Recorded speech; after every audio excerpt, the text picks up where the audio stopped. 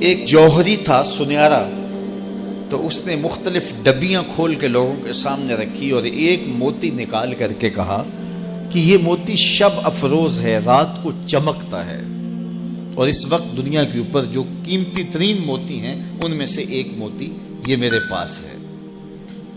خیر اس نے اپنا سامان سمیٹا تو اس مجلس میں ایک چور بھی بیٹھا ہوا تھا، اس کے دل میں لالچ آ گئی، تو اس نے اس جوہری سے کہا کہ جناب کہاں کے ارادے ہیں؟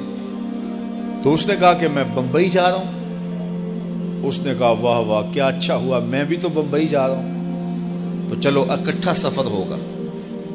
وہ جوہری سمجھ گیا اس کی نیت کے کھوٹ کو کہ یہ میرا ہم سفر تو نہیں ہے، اس کا دل آ گیا ہے اس موتی پہ اور مجھ سے ہر صورت یہ موتی چرانا چاہتا ہے۔ لیکن وہ بھی بڑا سمجھدار تھا، اس نے کہا آ جائیے کوئی بات نہیں۔ سفر چلتا رہا، رات ہوئی، جب سامان اتارا اور سونے کی تیاری کی تو وہ جو اس نیت سے ساتھ ہم سفر بنا تھا اس نے بھی اپنی قمیض اتار کے لٹکا دی، اور اس جوہری نے بھی۔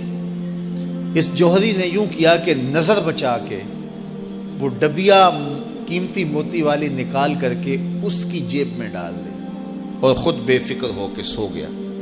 جب یہ خراٹے لینے لگا تو چور اٹھا، اس کا سامان ٹٹولا، اس کی جیبیں دیکھی، سارا دیکھتا رہا۔ خیر دن چڑھ گیا، جوہری اٹھا، اس نے نظر بچا کر کے اس کی جیب میں ہاتھ ڈال کر کے وہ موتی اپنی جیب میں ڈال لیا۔ صبح جب ناشتے پہ بیٹھے تو اس چور نے باتوں ہی باتوں میں بات کی، وہ آپ کے موتی کی چمک شمک نظر نہیں آئی رات کو؟ تو وہ ہنس کے کہنے لگا نہیں میرے پاس ہی تو تھا، وہ جیب سے نکال کے سامنے رکھ دیا۔ دل ہی دل میں بڑا حیرت زدہ ہوا، میں نے تو سارا ٹٹولا، یہ اگر کہیں تھا تو مجھے کیوں نہیں ملا؟ چلو آج صحیح۔ اگلا دن آیا تو پھر اس نے قمیض اتار کے رکھی اور اس نے نظر بچا کے اس کی قمیض میں وہ موتی ڈال دیا اور خود بے فکر ہو کے سو گیا۔ یہ ساری رات اس کے سامان میں، اس کے لباس میں تلاش کرتا رہا اور وہ مزے سے سویا رہا۔ صبح اٹھا اور نظر بچا کے اپنی جیب میں ڈال لیا۔ ناشتے پہ پھر بات کی کہ وہ آج بھی کوئی چمک شمک دکھائی نہیں دی۔ اس نے کہا میرے پاس ہی تھا، جیب میں ہاتھ ڈالا اور سامنے رکھ دیا۔ بڑا حیرت زدہ ہوا، دل ہی دل میں سوچا چلو کل صحیح۔ اس نے پھر ایسے کیا اور یہ ساری رات اس کا سامان ٹولتا رہا پوری تفصیل کے ساتھ۔ خیر جب صبح ہوئی تو اس نے پھر نظر بچا کے اپنی جیب میں وہ موتی رکھ لیا تھا، تو اس نے پوچھا وہ رات والا موتی آپ کا نظر نہیں آیا جس کو آپ کہتے تھے چمکتا ہے؟ کہا وہ ڈبیا میں رکھا ہے اس لیے چمک دکھائی نہیں دی، تھا تو میرے پاس ہی، اور جیب میں ہاتھ ڈالا اور سامنے رکھ دیا۔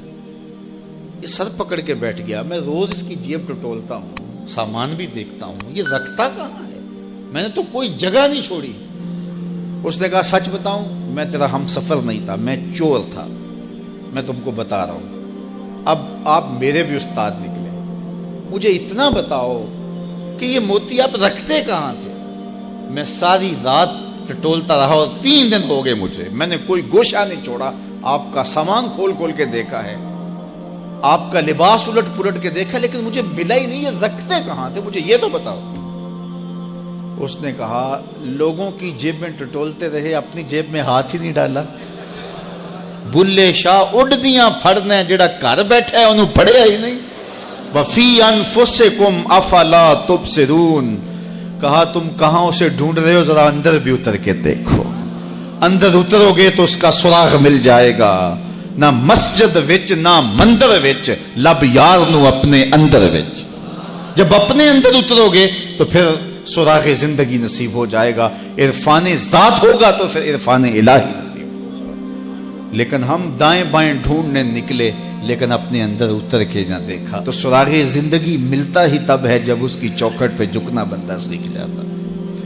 تو اس کی چوکھٹ پہ جھک کر کے زندگی کی سربلندی حاصل کیجئے اور مقصد زندگی حاصل کیجئے۔